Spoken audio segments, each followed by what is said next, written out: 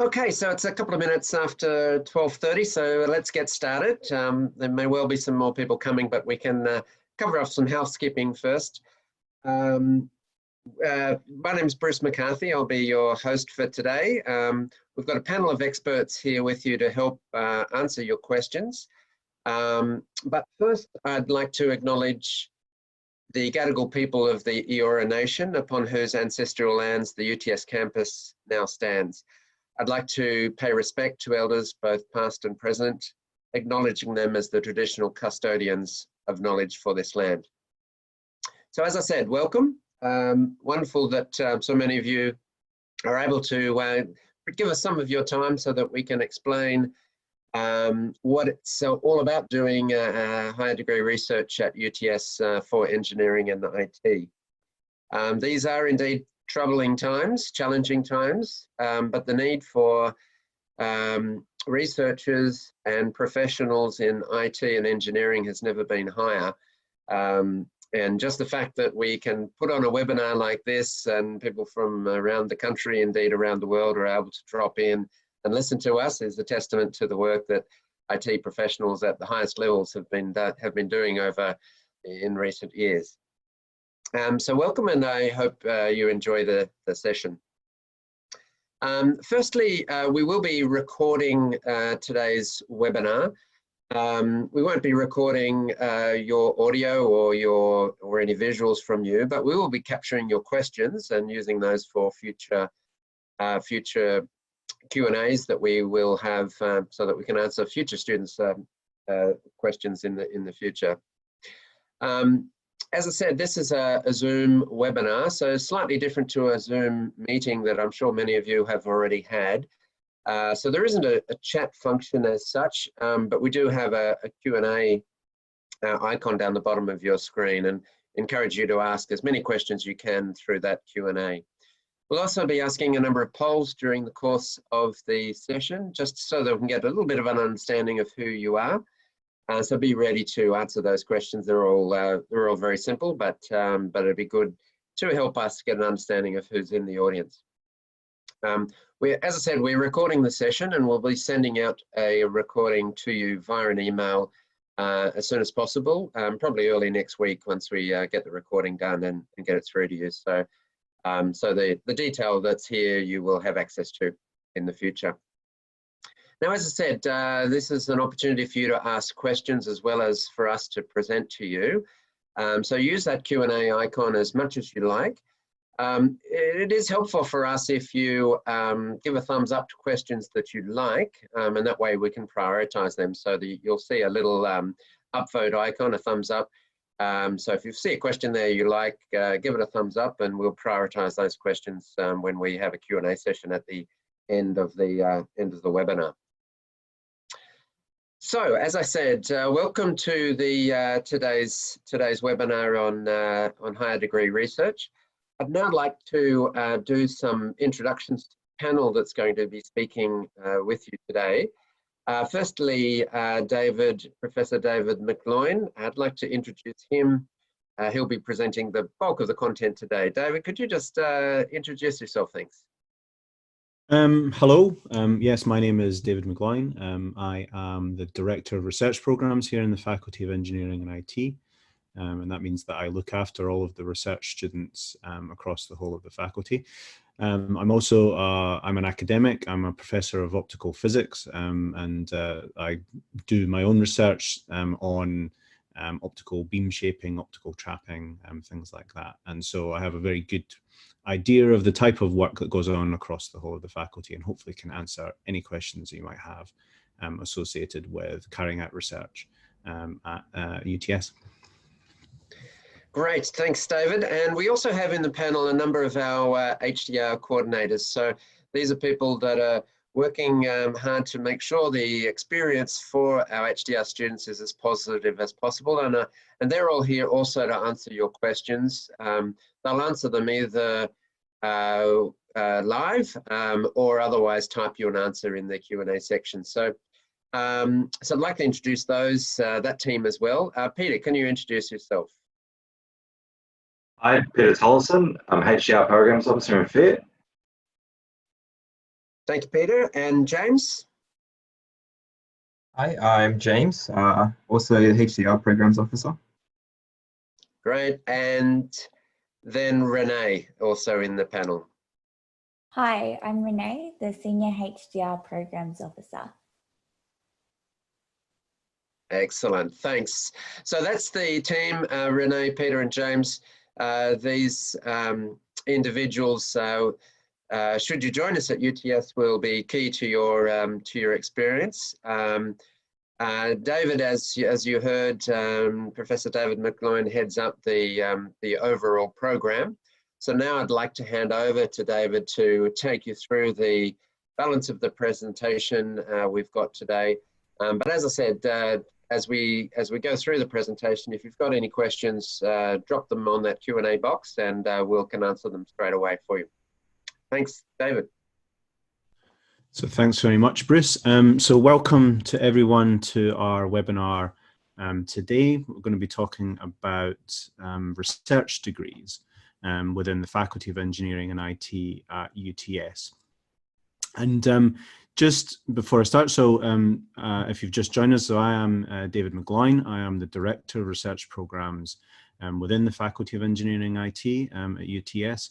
And what that means is that I look after the research degree program for all of the students within our faculty. And I'll explain a little bit about how our faculty is structured and the type of work that goes on within the faculty as we go through some of the cool research that's going on. The other thing that I just want to mention is some of the terminology that we use, and if you've looked at some of the work to do with research degrees, you've come across this idea of a higher degree by research, on HDR. And what HDR means is it covers the two types of research programs that we run, the PhD and also the research by master's degree. So if I slip into using the term HDR, that's what it means. Okay, I'll try and talk about PhDs and research masters though. So before I get into some of the sort of details, just to give you a little bit of an overview of the type of place that UTS is. So UTS is a fairly young university in the grand scheme of things. And it may be one you're not quite so familiar with compared to some of the other universities in Sydney or across Australia. But although we're very young, we have a really growing reputation within research areas across the university. And that's been built on the fact that over the past decade or so, we've invested significant amounts of money not only into developing our teaching programs, but also into new research staff and into sort of world-leading research facilities. And so in a short space of time, we've really made a significant mark within research fields. And the sort of array of things that you can see on the slide at the moment sort of indicate some of our accolades, I guess. So we are ranked #1 as Australia's young university, and I think we're also one of the sort of top ranked young universities across the world. In the global QS World Universities ranking, we are within the top 150. We are ranked #1 by the ARWU as the top in Australia for computer science and engineering. And we have really strong employability statistics for our graduates as well. And as a HDR student, as a research student within our faculty, you would join a community of more than 900 students currently who work across a huge range of research areas. And those research areas span the very applied industry-facing work through to work that is also sort of quite basic in nature as well. So we have this huge collection of different things that you can get involved with. And in 2019, our total research income is about $87 million. So that's a sort of a reflection of the work that our academics are doing in attracting external research projects. And a significant amount of that money comes from industry projects. And I want to emphasize that idea about industry-facing work for research projects. I think it's quite important. It's the type of university that we are. We're really interested in sort of work, research work that makes a difference in the wider world, sort of from a social perspective, but also from an economic perspective. And what it means as a student is that if you're involved in this type of work, you get the benefit of the extra skills, the sort of training, the interaction with industry colleagues as well. Now, our faculty is split into 7 different schools, and it's also split into a range of research centres, and I'll discuss some of the research strengths in a little minute. The schools are, I guess, fairly traditional in nature in terms of engineering and IT faculties. So we have a biomedical engineering school. They're one of the newer schools within the faculty, and a lot of their work is slightly less industry aligned, although some of it is quite strongly industry aligned, but it's more aligned with work that's done in hospitals around Sydney. And so working within biomedical engineering, you do have that, hopefully that interaction with people at the coalface, the clinicians. We have a School of Civil and Environmental Engineering. So within civil engineering, the sort of research areas are quite, I guess, traditionally defined. So things like geotechnical engineering, structures, concrete engineering, sort of built environment research. And a lot of that is fairly industrially supported. We also have environmental engineering. A lot of the research is really focused on one of our big research centres in water technology, and the work there spans water plants, so sort of big infrastructure, through to very basic science where people are working on the chemistry to do with membrane filters, for example, so for water filtration. So there's sort of anything that you might want to do with water technology, you can probably find at UTS. Our School of Computer Science is one of the biggest in terms of the number of academics, and also the biggest in terms of the number of research students that we have. And the big focus in computer science is artificial intelligence. We have a major research institute, one of the leading research institutes in artificial intelligence based within the school. We have, I think, about 40 to 50 academic staff working specifically on artificial intelligence applications.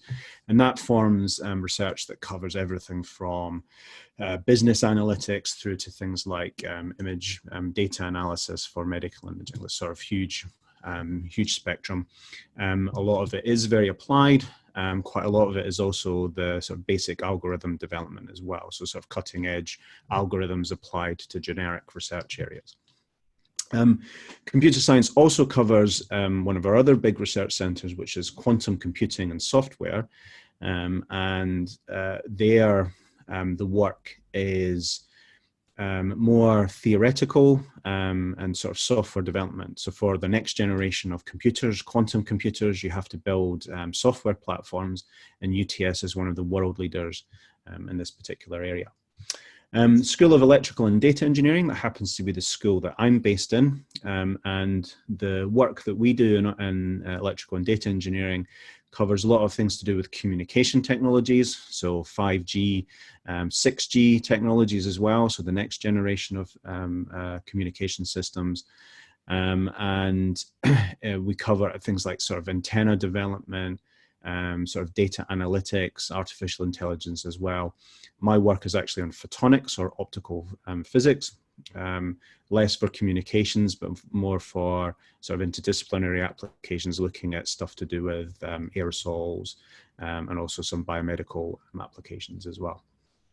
Our School of Information Systems and Management covers some of the more, I guess, the sort of engineering management aspects of engineering research. So looking at sort of fairly pure management research, but also sort of the systems and structures that go into developing engineering programs within companies.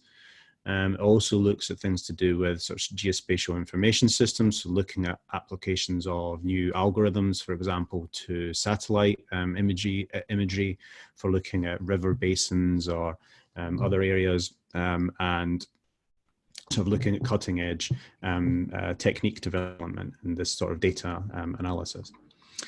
Mechanical and mechatronic engineering has another one of our major research institutes, which is in robotics, so autonomous systems and robotics.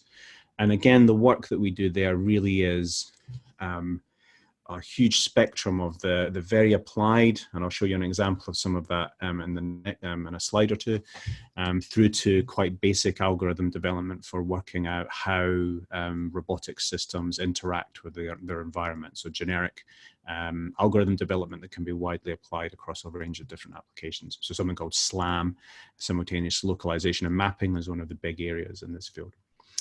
Professional practice and leadership, again, sort of leadership, sort of management type research, but also quite a lot of work on sort of education or engineering education research and practice goes on within those schools. So we cover this huge range of different things, and lots of stuff that I haven't mentioned are covered within the different schools. Our main laboratories are based in the Ultimo campus, so in the centre of Sydney. So Building 11 is the engineering building that has labs for a lot of the schools. We also have a new major laboratory called Tech Lab, which is based at Botany near Sydney Airport.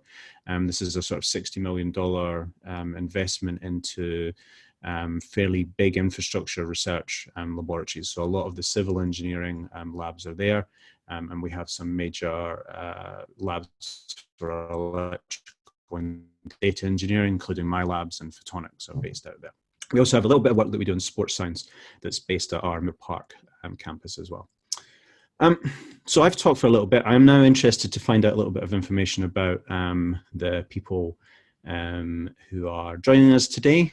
So I'm just curious to know, and this helps me think about how we frame some of the rest of the talk, which school you think the research you're interested in is based in. So I think you can vote on this just now, or sort of select our poll. And at the moment, it looks like, wow, it looks like we have a sort of fairly even spread of participants across the different schools. Maybe a few more in computer science and some of the other schools, which I guess is maybe what we might expect. We have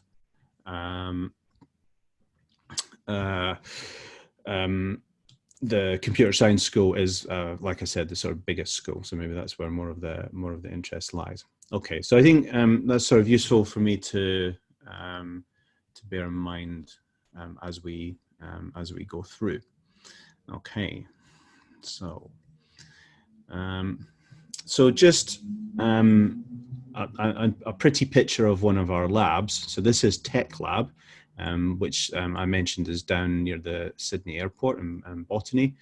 And this is a sort of a completely new research facility that's opened up over the past sort of year or 18 months. And it's a really fantastic new facility. This is sort of proper, bigger engineering work that goes on there. So if you want to do concrete testing, we have these fantastic humidity chambers.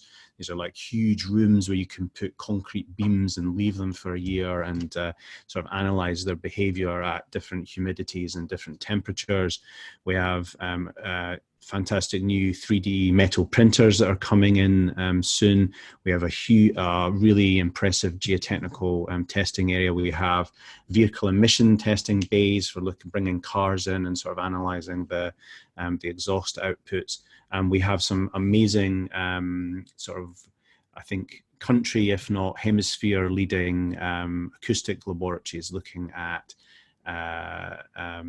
anechoic chambers, for example, for sort of acoustic facilities testing. So this is just a sort of one of the corners of the lab, looking at one of the sort of testing walls And really the focus on Tech Lab is about that industry linkage.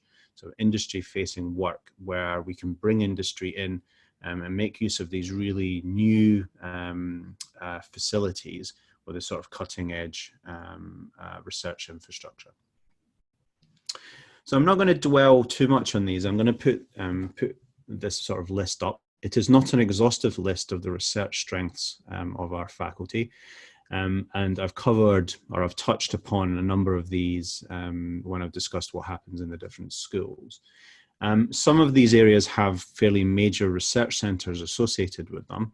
So they have a collection of academic staff and students who are part of those programs. And in particular in things like health technologies, which is a sort of pan-university centre. So it's not just engineering, it's also couples into science and the Graduate School of Health and different parts of the university in terms of the work that goes on. Water and wastewater engineering, as I mentioned, is one of the sort of big areas that we work on. Audio and acoustics is another sort of growing area, particularly with these new facilities at Tech Lab. Robotics, autonomous systems is one of our major areas of research, along with artificial intelligence. So GIS we have some significant research groups who are working on these types of areas within our School of Information Systems and Modeling. Communication and infrastructure platforms, so IoT, cybersecurity, 5G, 6G, mobile sensing and comms, all of these types of areas.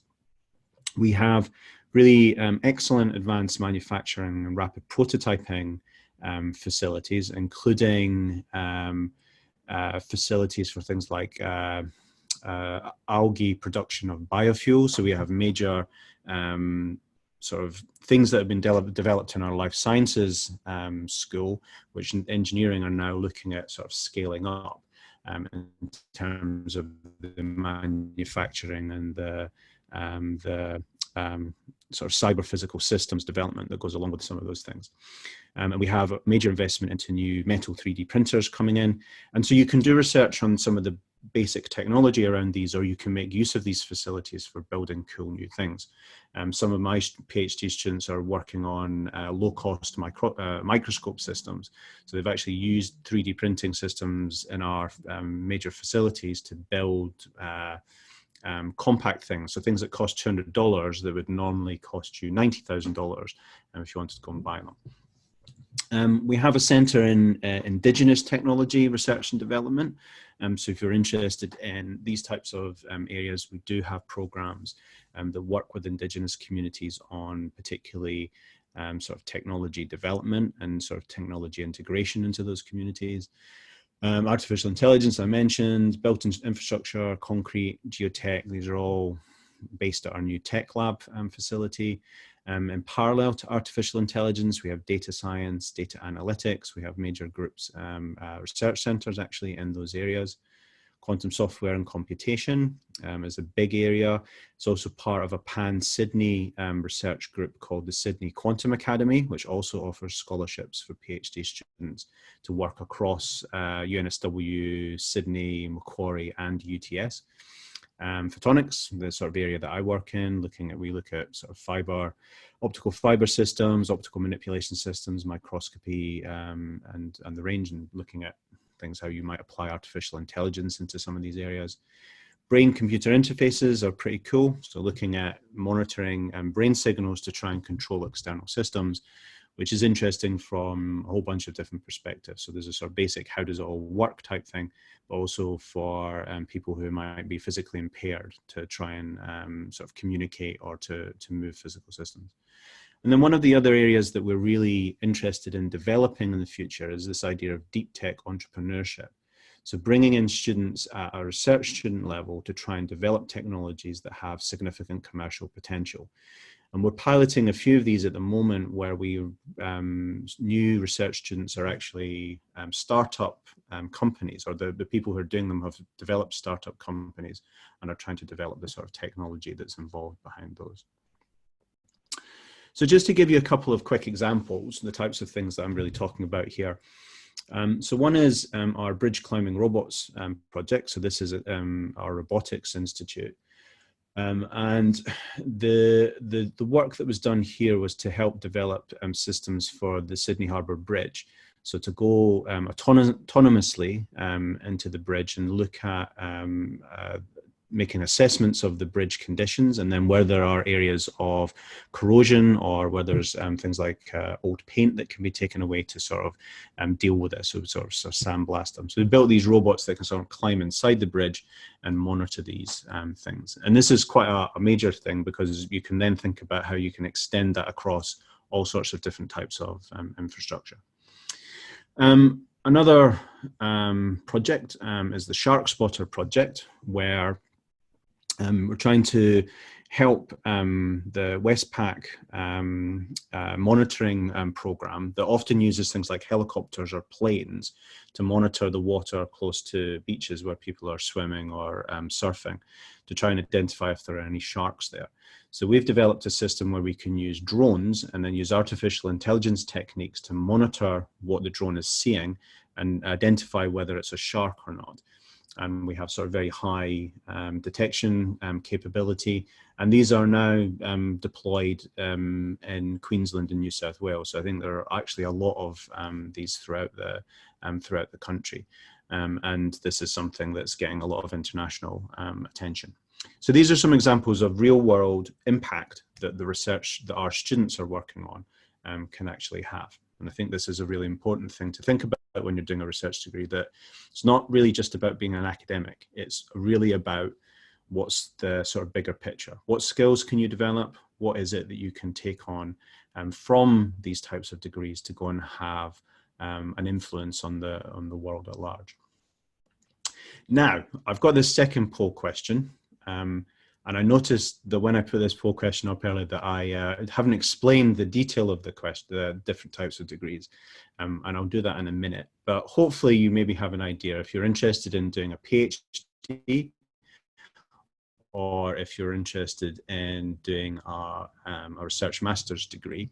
And if you can put this information in, then it gives me a little bit of a sense of how I can talk about the particular options as we go through for the rest of the seminar. So at the moment, it looks like we have a reasonable split. So there's one or two people not sure, but we have about sort of 50-50 roughly for PhDs and for our research master's degrees. Okay, so that's good, I think. So I shall talk first of all about our PhD degree. So I think one of the first things just to mention is that our research degree is something that is quite different from a coursework degree. So you don't have conventional classes, and what you're trying to do is really to push at the boundaries of knowledge. You're trying to develop new knowledge where that knowledge doesn't exist. So if you think of a coursework degree in general, and this is not universally true, but in general, the classes that you take, the subjects that you take, the academics who are leading those tend to know what it is they expect you to learn at the end, okay? And so you go through a process where you go to lectures, you go to workshops, you engage in different learning activities, and by the end you can demonstrate that learning. For a research degree, you don't necessarily know exactly how things are going to pan out in the same way. You really have to try and identify gaps within the knowledge, and then use your background knowledge, the things that you've already learned from the different degrees that you've done, to try and apply that to attack these new problems, to come up with new and innovative solutions. So that's what we're looking for in terms of a research degree. And the major research degree that we offer is called a PhD, so the Doctor of Philosophy. It's typically a 3 to 4 year full-time study load. It can be taken part-time, so if you sort of double those numbers. And within our faculty, we have 5 different programs. Now, the reason for this is more to do with there are certain internal reasons why we have lots of these programs. But from your perspective, choosing the right one hopefully isn't too difficult depending on what you're interested in. Engineering, I think most of you are interested in engineering rather than computer science, so there's only one choice. And then if you're interested more in computer systems, then there are slightly different choices. And depending on what you want on your final certificate, you might choose a different one. But in practice, there's not really any material difference between these different choices. Now, if you're interested then in a Master's by Research degree, so the Master's degree is pretty much the same as a PhD. You're still expected to innovate, to come up with new ways of thinking about things, to deliver new knowledge. It's just that the scope of that is much more limited. So you get about half the amount of time for a PhD, between 1.5 and 2 years. And we have a slightly more limited choice. So there is a computer science and an analytics option, and then a Master of Engineering by Research. And the expectation for this degree is just, I guess, sort of half as much if you think about a PhD. Oh, and I should say, and if it's not clear, if you do a PhD, you do get to call yourself doctor at the end. So that's part of the deal. You graduate with a PhD, you become a doctor of philosophy. The package then of support, so how this works in practice, is that you're not just left to your own devices. You don't get given a desk and then have to come up with all these ideas all by yourself. You have a panel of at least 2 supervisors. So you will have a principal supervisor and then a co-supervisor. And depending on the particular project and the particular needs of the work that you're doing, you could have more. The 2 core supervisors will be UTS academics, but you can have industry advisors, you can have external supervisors from other institutions. It just depends on the particular requirements. The principal supervisor is there primarily to guide you through the work, okay? So it is you're supposed to generate the ideas, but they're hopefully there to guide you, to say what things are probably interesting to look at, and to sort of help you and hopefully train you as well in terms of the tools, the techniques, the research methodologies that you require. And just to jump a point there, so what that also means is that we will also offer training courses in some of these techniques and methodologies. So our graduate research school, as well as the faculty, have a range of development courses that will help you develop the right skills in terms of research and things to do with writing, presentation skills, and also technical and professional skills as well.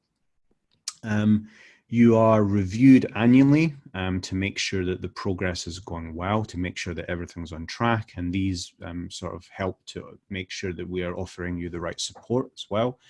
So if things don't look like they're quite going correctly, then how is it that we fix that? Within our faculty, you have to do 2 coursework subjects, which are more focused on sort of research, understanding the research environment, and also helping to develop potentially some research professional skills or research technical skills. And underlying all of this is what's called the candidature assessment process, which covers effectively 3 stages.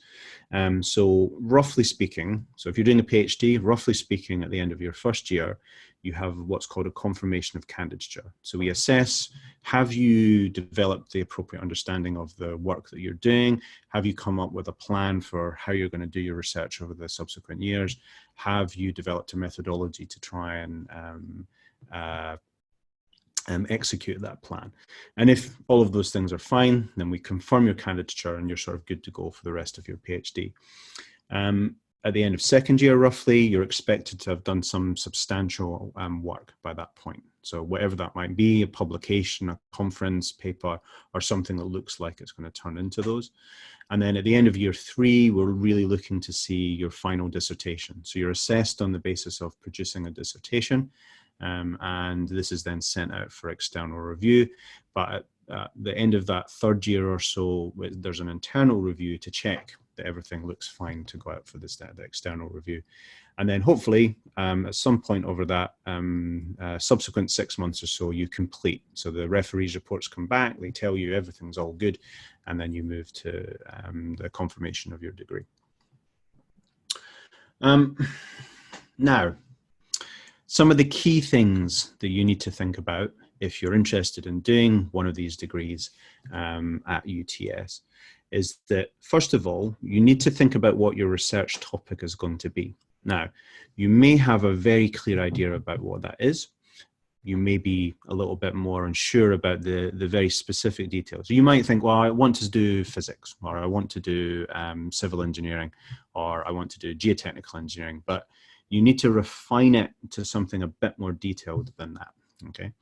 And one of the key things in doing that is to try and find a suitable supervisor who'll help support your application. So we have, in our faculty, I think we have about 350 academic staff. The majority of them are interested in supervising students. So refining that can be a little bit tricky. We have this tool, which is sort of Find a Supervisor, and it helps sort of search on some of the metadata that the university holds about what everyone does, and helps you perhaps refine who might be interesting.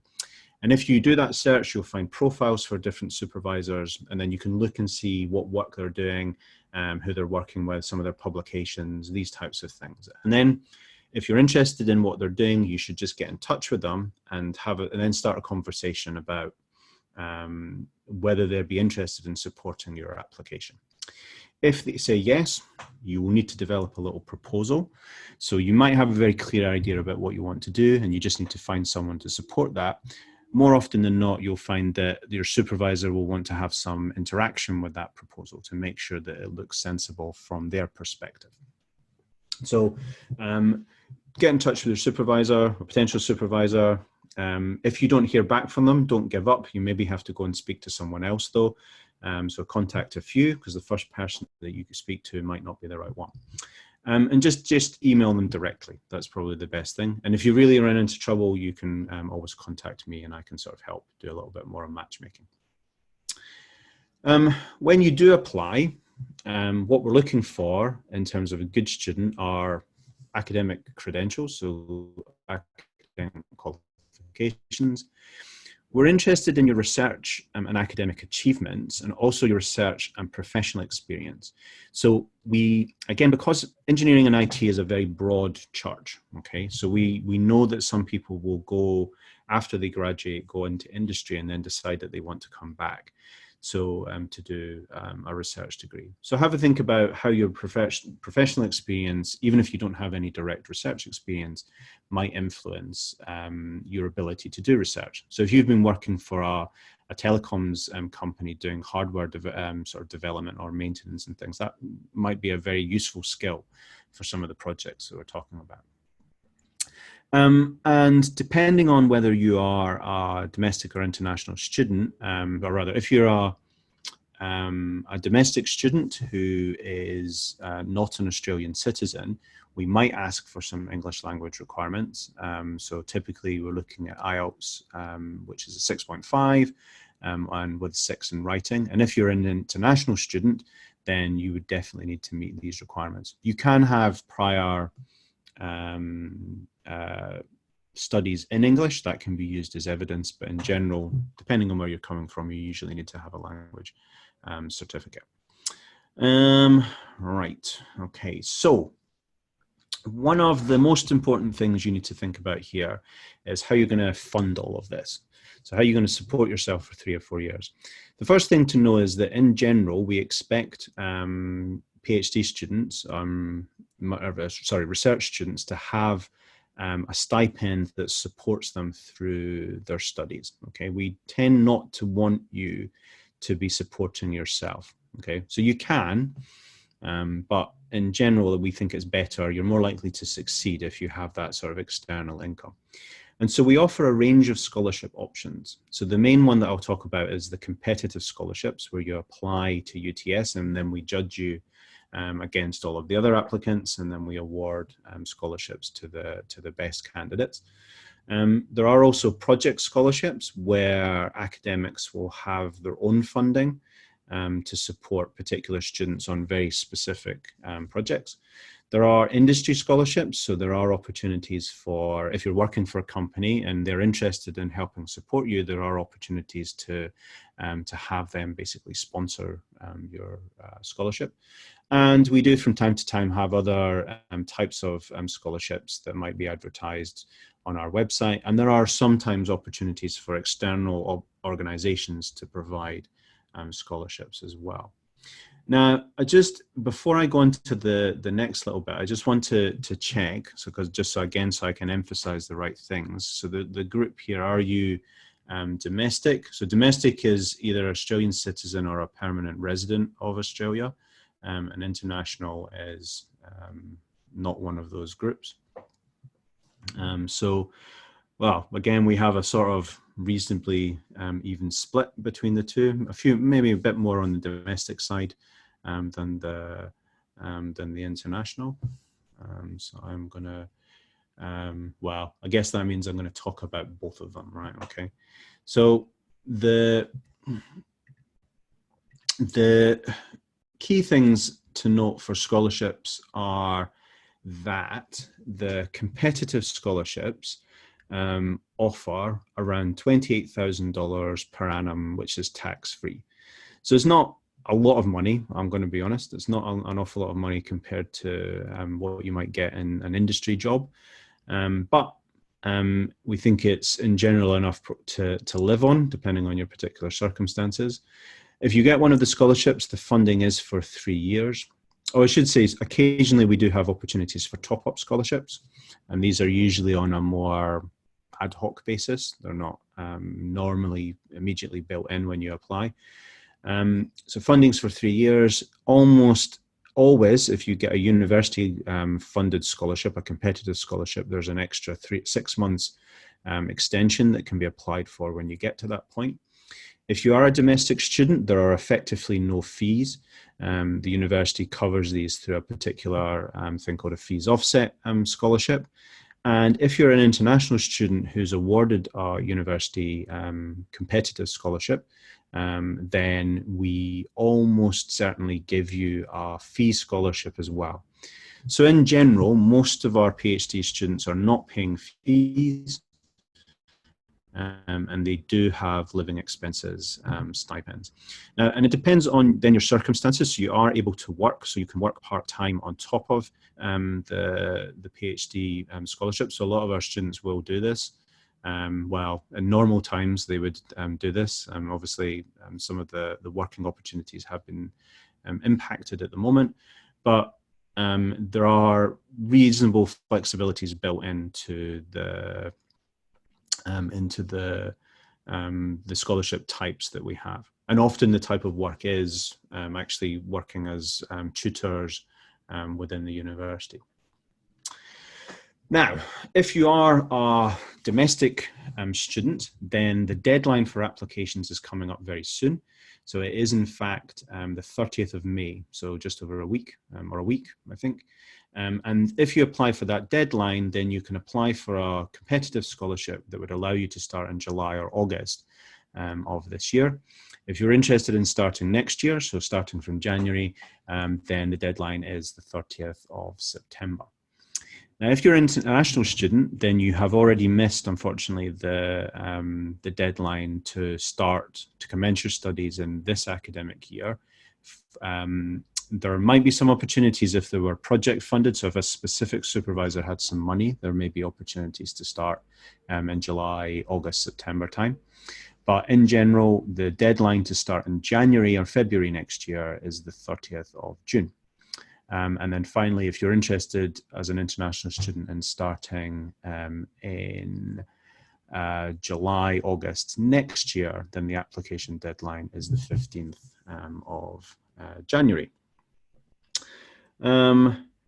So I think that brings us to the end of the main things that I wanted to say. So I'll now happily try and answer any questions that you might have. And you are able to put them onto the little question and answer thing. So if you do have any questions, I can try and go over those. That's great. Thank you, David. Appreciate all of that information. So yeah, just feel free from now on to ask any questions you like. Certainly aware that all of you probably have your own unique field that you may be interested in. And that obviously means that you may, not feel that you want to ask questions because they're too particular, but don't forget we've got the panel who can type answers to your questions as well. We do have a question which is about our algae production, and is that part of the Faculty of Engineering or the Faculty of Science, and is it part of smart manufacturing? I'll get David to add to this, but initially I would say all of the above is the answer. The tech lab facility down in Botany that David talked to before has some 26 labs spread across the full spectrum of engineering and IT, and indeed a lot of science. And that is where we have the test lab for our algae production. And that is a joint project across the Faculty of Science and Engineering and IT. Science have a group down there called the Climate Change Cluster, who are obviously studying the science of climate change. And part of that is utilizing algae as a biofuel, but not only as a biofuel, but as a source of many other applications in the pharmaceutical industry and also in agricultural feedstock and a whole host of other applications. The engineering and the Faculty of Engineering and IT is also heavily involved in that project, building the technology for the production, but also we're utilizing what's called the Internet of Things to apply a whole production to that system. Algae can be grown pretty much anywhere in the world. It doesn't need very much at all other than sunlight and some water, so it could be produced in very remote locations, but to do that you would need remote access, and that's where the Internet of Things comes in to manage the production, and hence the IT and engineering skills are needed for that project as well. So I hope that answers that question. David, did you have anything to add on that particular project? It's a great example of the work that UTS is doing to meet multiple disciplines, both scientific endeavours, but also engineering and IT endeavours. Yeah, I mean, I think I would flag up I think my perspective is the really cool stuff, the really cool research is at these interfaces, so the sort of interdisciplinary research areas. And as Bruce said, this is a collaborative thing across science and engineering, and it covers a whole bunch of different things, even within those faculties as well. And the answer is, or I guess my answer really is, right, so it is a faculty of engineering thing, but it's also a faculty of science thing, but you shouldn't worry about that too much. You find the right people, and a lot of the research centres cut across the faculties as well that these things are involved with. Find the right supervisors and let them sort of help you with that. So find the people that are interested in the thing you're doing and worry slightly less about where it's based, and then you can sort of get going. I think using the sort of search tool to find supervisors means that it will tell you supervisors, doesn't care which faculty. You can filter it by faculty and things, but you can get the information from people who are working across the things. And bluntly, I mean, stuff I do would in a different university be in the science faculty, be in physics, right? And it doesn't matter so much. So find the right people, find the right project, and then sort of take it from there, I think would be my advice. Thanks, David. So question from Anitha is, when do we apply for a scholarship?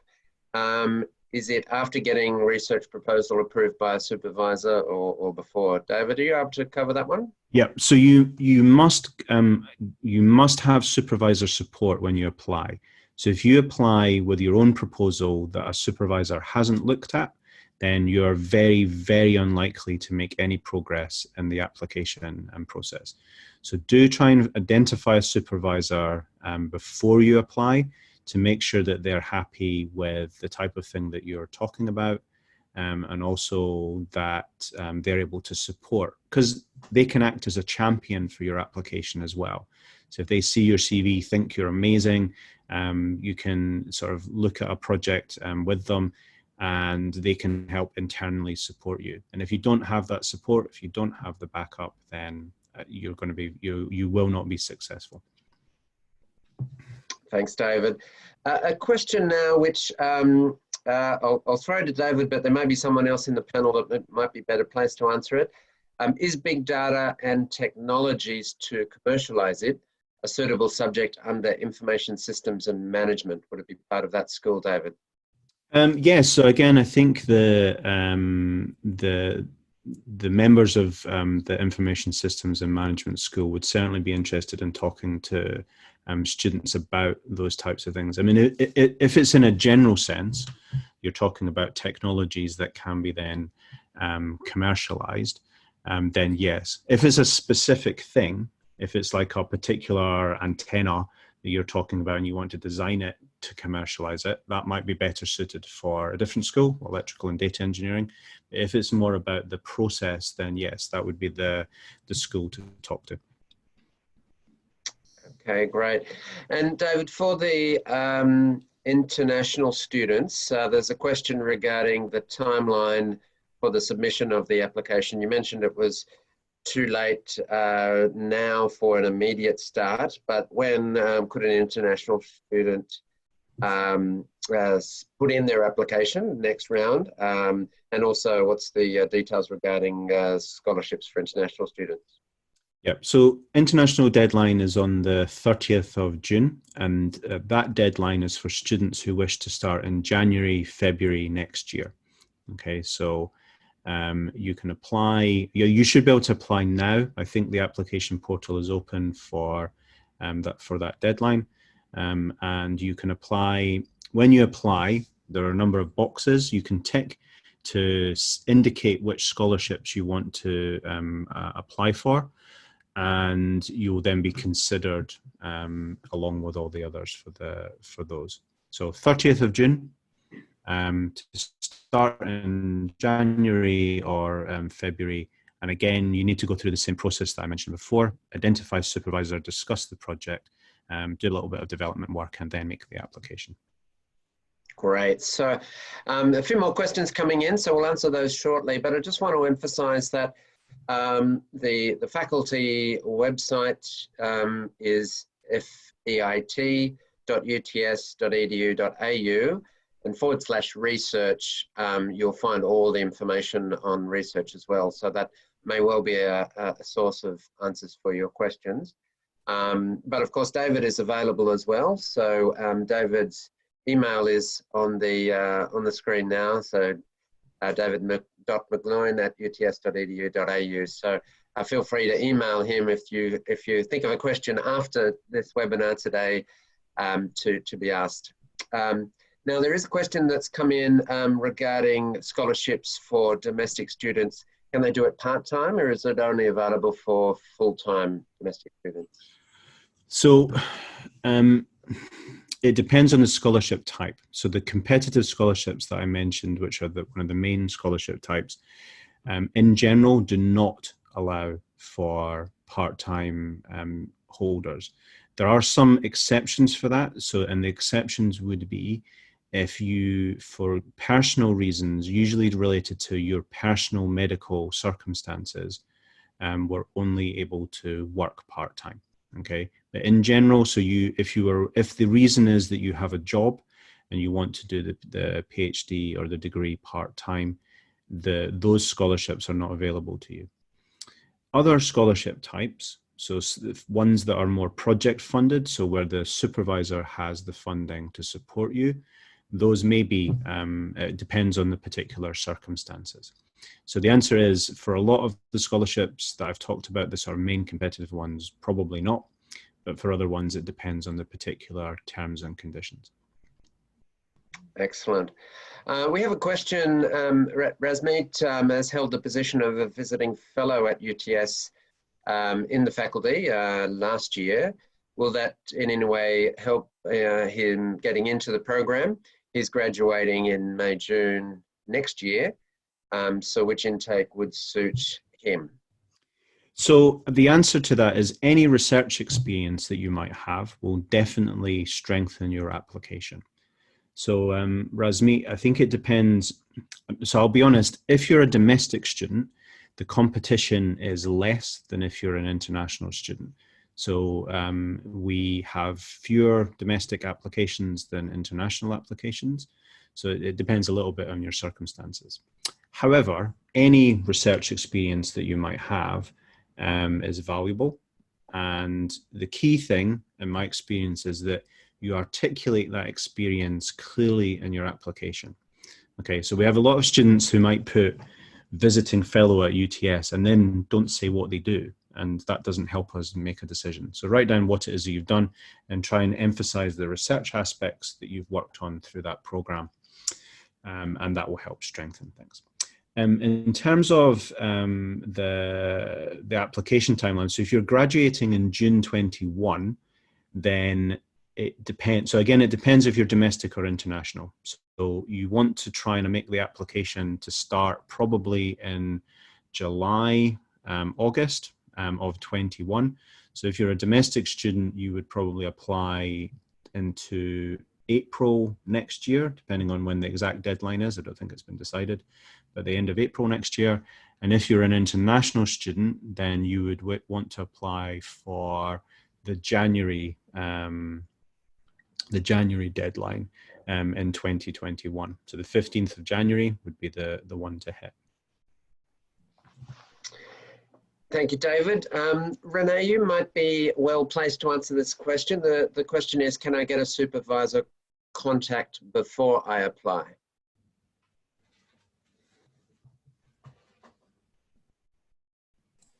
Hi, yes, you need to contact your supervisor before you apply. I think in the presentation, David McGloin provided a link to actually search your supervisor. So I would suggest to go through that mechanism. Thank you. Great. Thank you, Renee. So looks like we've got through all your questions and we're right on well, just a minute before 1:30, so we might wrap it up there.